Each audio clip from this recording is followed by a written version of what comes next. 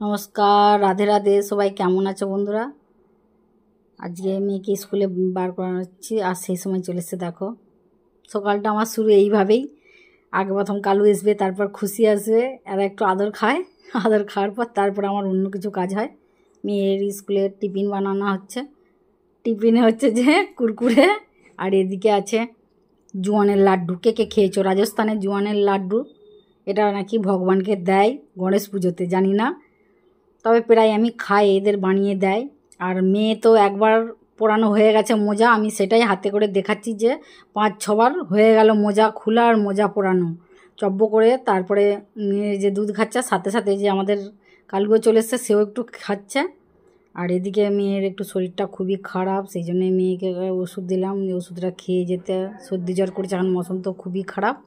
আর যেখানকে আমরা হাঁটতে যাই সেখানে এই যে আমি ওই বেলটা নিয়েছি, পেটটা বলে নাকি কমে, আর সেই জন্যেই আর 4টে কাঁঠাল বিচে নিয়েছি। কাঁঠাল বিচেটা হচ্ছে যে আবার গাছে লাগাবো, ওখানে জানি না গাছ হবে কিনা, একটু করে জল দিই। আবার দেখো মেয়ে সেই জুতো আর পছন্দ হচ্ছে নি পরা, জুতো মোজা। মেয়ে আবার জুতো মোজা পরে তারপর গাড়ি চলে এসে মেয়েকে পাঠিয়ে দিলাম। আর দেখো যে ওখানে কিছু একটা আওয়াজ হচ্ছে না, আমি বেল পরে যে যখন হাঁটছি, হাঁটতে হাঁটতে যে একটা শুয়োর না কি আসছে, তারই আওয়াজ হচ্ছে। ভালো থাকবেন, সুস্থ থাকবেন।